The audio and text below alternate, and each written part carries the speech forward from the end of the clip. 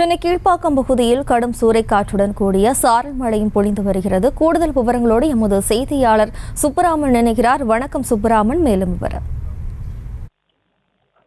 வணக்கம் ஜெயஸ்ரீ. இன்று சென்னையில் பல்வேறு இடங்களில் சூறைக்காற்றுடன் கூடிய லேசான முதல் மிதமான மழை பெய்து வருகிறது. சென்னையில் உள்ள கீழ்ப்பாக்கம், ஓட்டேரி, வேப்பேரி, எழும்பூர் உள்ளிட்ட பகுதிகளில் சுமார் அரை மணி நேரத்திற்கு மேலாக சூறைக்காற்று பலத்த காற்றாக வீசி வருகிறது. சாலையில் செல்பவருக்கு மிக சிரமமான சூழல் என்பது உருவாகியுள்ளது. தென்னிந்திய பகுதிகளின் மேல் ஒரு வளிமண்டல மேலடுக்க சுழற்சி நிலவக்கூடிய நிலையில தமிழகத்தில் ஒரு சில இடங்களில் புதுச்சேரி, காரைக்கால் பகுதிகளிலும் இடி மின்னலுடன் கூடிய மிதமான முதல் லேசான மழை பெய்யக்கூடும் என்று வானிலை ஆய்வு மையம் ஏற்கனவே தெரிவித்திருந்தது.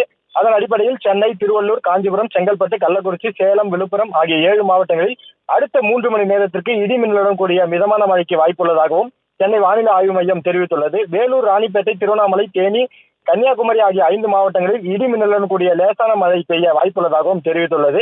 சென்னையை பொறுத்தவரை அடுத்த 24 மணி நேரத்திற்கு வானம் ஓரளவு மேகமூட்டத்துடன் காணப்படும் என்றும், நகரின் ஒரு சில பகுதிகளில் இடி மற்றும் மின்னலுடன் கூடிய லேசான முதல் மிதமான மழை பெய்ய வாய்ப்புள்ளதாகவும் தெரிவித்துள்ளது. அதிகமாக இருக்கக்கூடும் என்று தெரிவித்திருந்த நிலையில தற்போது அந்த சூறைக்காற்று என்பது பலமாக வீசி வருகிறது. இதனால் சாலையில் செல்வோர் மிக இந்த சிரமத்திற்கு உள்ளாகியுள்ளனர்.